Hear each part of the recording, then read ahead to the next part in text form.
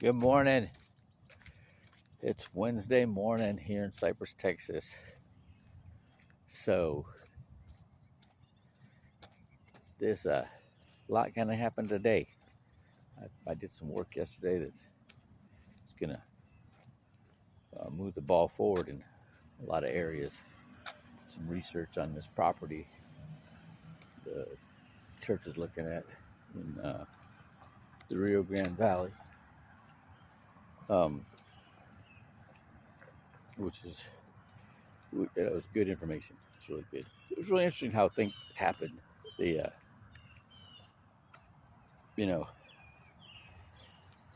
you can try to pull things out of your own mind and like, oh, that's too much, and he's taking advantage of us, right? But then you go and you look at you go do your research and you go, oh, this is a deal. But if I didn't do the research, we would have lost out, right? And that's something, and that's everything. I'm learning, in the school of spirit, right?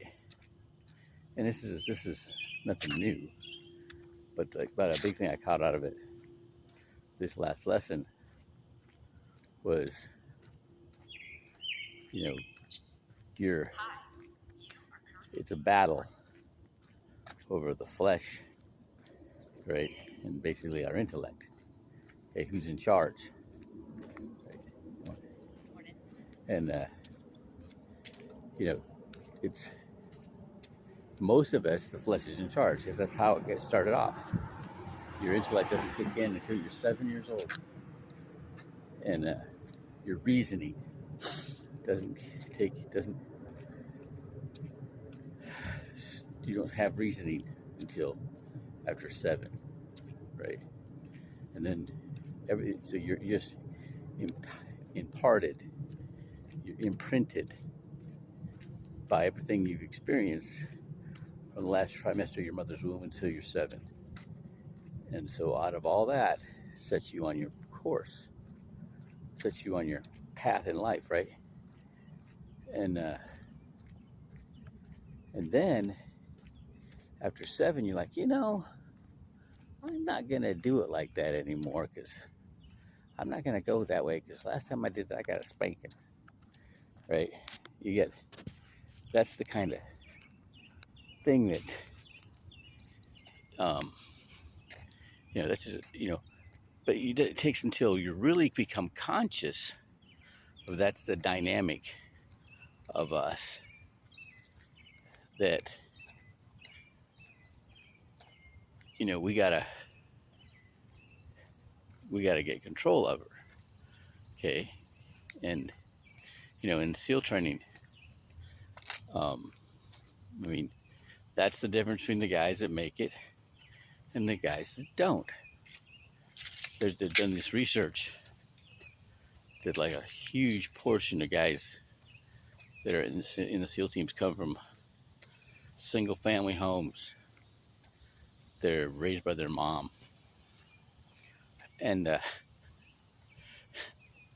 they gravitate toward that persona of a man that they picture in mind. The fit guys, strong,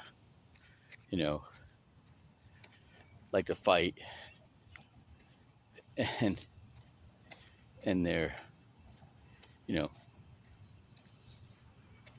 they look like Greek gods, right? So it draws those kind of people to Bud's training, right? They're looking for that leadership, okay? And they're used to taking that hard correction from a coach or a trainer, right?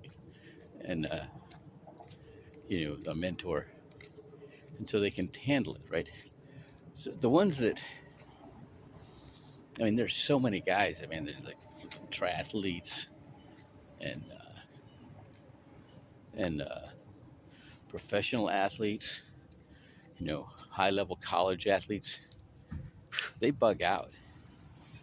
They don't think they ain't never been talked to like that before. They never been, you know, they have never been pushed through the fear. There's things you do. Man, I thought I was going to drown a couple times in Hell Week, doing line slope and different things. But yeah, we'll figure it out.